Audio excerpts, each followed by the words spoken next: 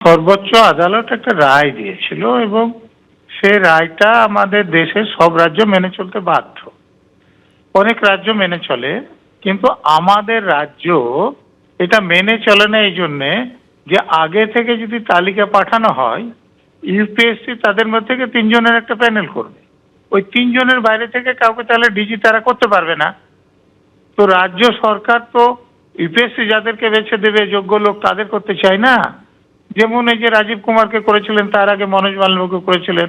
যারা শাসক দলের হয়ে অপরাধ করে, রাজীব কুমারের ইতিহাস আপনারা জানেন, যে মমতা ব্যানার্জির বিরুদ্ধে যে প্রমাণগুলো ছিল সেগুলো তিনি কেসে আনেননি, লুকিয়ে রেখেছেন, কোথাও হয়তো জমা রেখেছেন।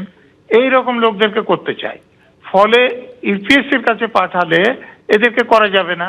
সেই জন্য রাজ্য সরকারের, অর্থাৎ সরকারের বলবো না, শাসক দলের যারা সর্বোচ্চ নেত্রী আছেন, যে যিনি মুখ্যমন্ত্রী বা যিনি পুলিশ মন্ত্রী, তিনি ইচ্ছাকৃতভাবে দেরি করে পাঠান যাতে তারা তালিকাটা না করে দেন এবং সেই সুযোগ নিয়ে এদের পছন্দ মতো লোককে ওরা ওই মানে অস্থায়ী ডিজি বা এরকম কোনোভাবে নিয়োগ করে দিতে পারে।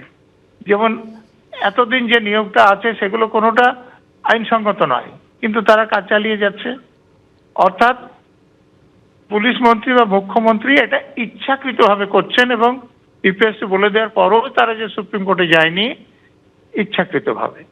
যে তালিকা গত জুলাই মাসে রাজ্যের তরফ থেকে ইউপিএসসিকে পাঠানো হয়েছিল, ইউপিএসসি ওটা রাজ্যকে ফেরত পাঠিয়ে দিল।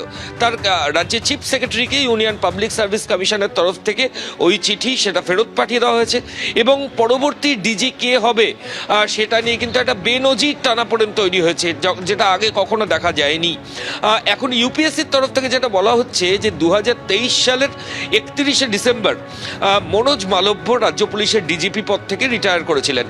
সেই ডিজিপি রিটায়ারমেন্ট, অর্থাৎ মনোজ মালব্যের রিটায়ারমেন্টের 3 মাস আগে রাজ্যের উচিত ছিল যে কে ডিজি হবে সেই নামের তালিকা ইউপিএসসির কাছে পাঠানোর জন্য, সিনিয়র মোস্ট আইপিএসদের নামের তালিকা, কিন্তু রাজ্যের তরফ থেকে তখন কোনো নামের তালিকা পাঠানো হয়নি।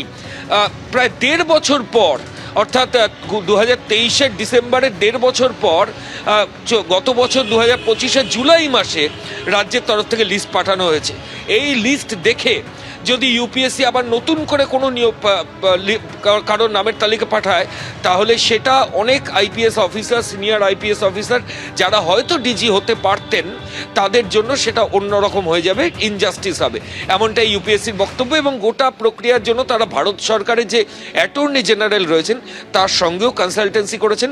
অ্যাটর্নি জেনারেলও পরিষ্কার তাদের যে ওপিনিয়ন দিয়েছেন যে মহামান্য সুপ্রিম কোর্টের দ্বারস্থ যেন পশ্চিমবঙ্গ সরকার হয়, সুপ্রিম কোর্টের যে নির্দিষ্ট গাইডলাইন আছে সেটা মেনেই রাজ্যের পরবর্তী ডিজি কে আছে, কে হবে সেটা রাজ্যকে ঠিক করতে হবে। ফলত ইউপিএসসিকে রাজ্য যে প্রস্তাব পাঠিয়েছিল ইউপিএসসি সেটা ব্যাক করে দিয়েছে।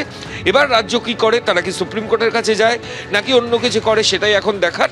এরই মাঝে 31শে জানুয়ারি রাজ্যের বর্তমান যিনি ডিজিপি রাজীব কুমার, যিনি ভারপ্রাপ্ত ডিজিপি রয়েছেন, তার রিটায়ারমেন্ট রয়েছে।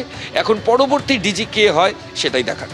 একেবারেই ময়ূক, এবং ইতিমধ্যেই মুখ্য সচিবকে ইউপিএসসির পক্ষ থেকে জানানো হয়েছে তারা যেন সর্বোচ্চ আদালতের দ্বারস্থ হন।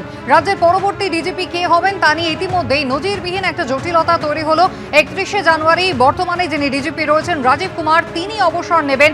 মনোজ মালব্য তিনি যখন রিটায়ার করেছিলেন তার 3 মাস আগে কিন্তু এই তালিকা ইউপিএসসিকে পাঠাতে হতো রাজ্যের পক্ষ থেকে, যদিও 1.5 বছর পর তা পাঠানো হয় এবং সেই তালিকার ভিত্তিতে যদি এখন নির্বাচন করা হয় রাজ্য পুলিশের ডিজি, তাহলে তাতে অসঙ্গতি থেকে যাবে, এমনটাই ইউপিএসসির বক্তব্য। এবিপি আনন্দ, এগিয়ে থাকে, এগিয়ে রাখে।